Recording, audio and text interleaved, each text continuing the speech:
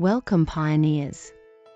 Today in Lesson 7, Jack and I are breaking down the structural layout of a proposed global transition framework. We are looking directly at how the world's geography, financial systems, and leadership models change when shifting away from old corporate legislation. Right, Rose.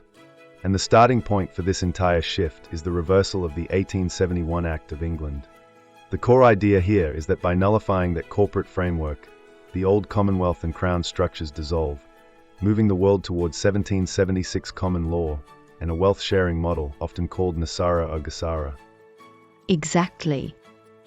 To handle that wealth distribution smoothly, the global map is reorganized into 7 distinct regional zones, or kingdoms.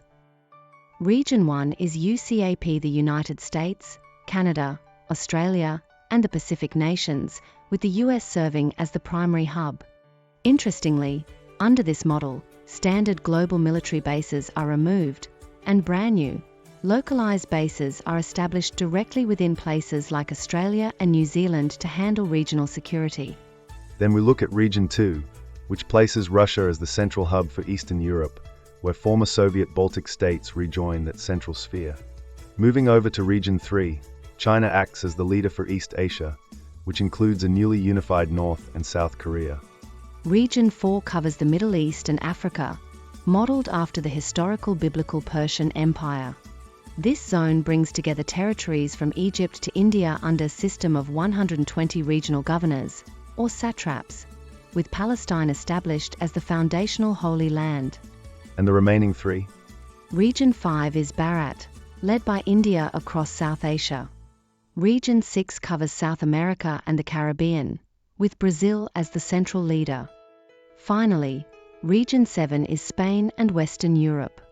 With the old UK corporation dissolved, Scotland, Ireland, and Wales separate entirely from England to align under Spain, while England remains an isolated, independent territory. So, rewriting the global map is step 1. But a geopolitical shift that massive requires an entirely new backbone to handle global trade and resources.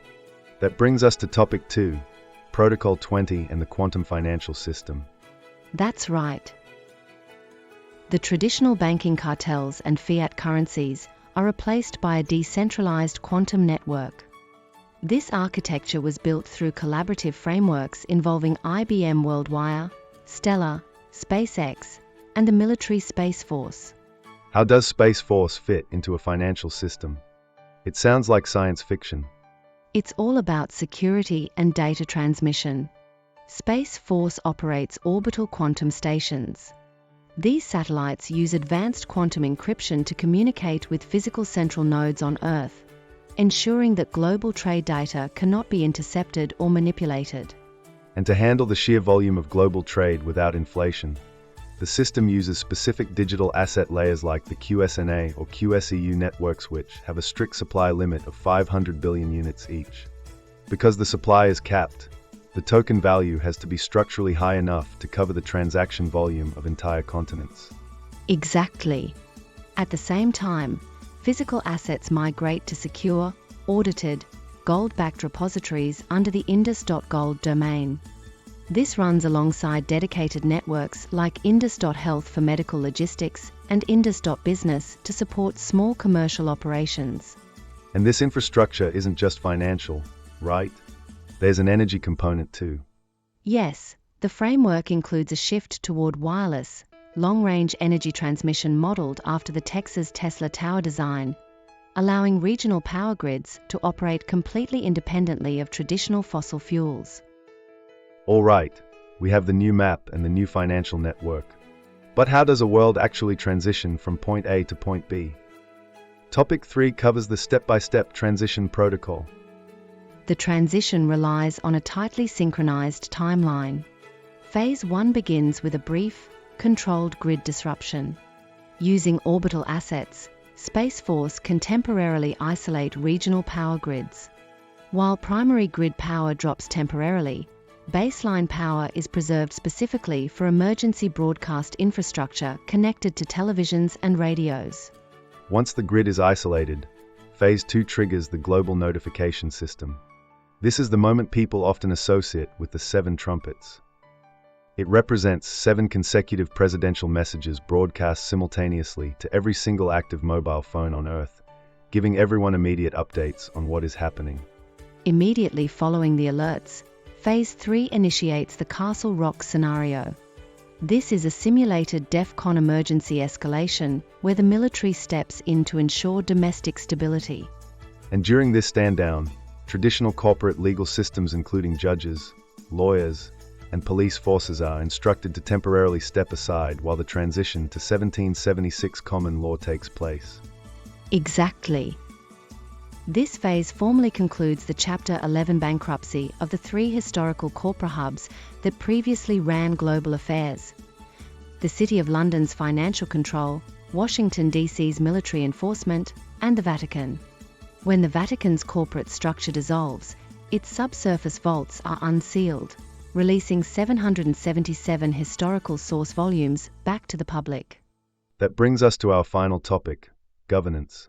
When the dust settles on the transition protocol, how are the 7 kingdoms actually managed? The model establishes a clear administrative hierarchy. At the regional level, a localized sovereign council of 7 leaders referred to as the 7 kings is appointed to oversee the specific day-to-day operations and resource distribution of their respective geographic zones. But above those 7 regional leaders, there is a centralized transitional authority to make sure the global wealth reset is executed uniformly. Initially, President Trump is positioned as the supreme administrator, or High King, overseeing the council. Correct. However, the framework is designed as a transitional stepping stone, not a permanent monarchy.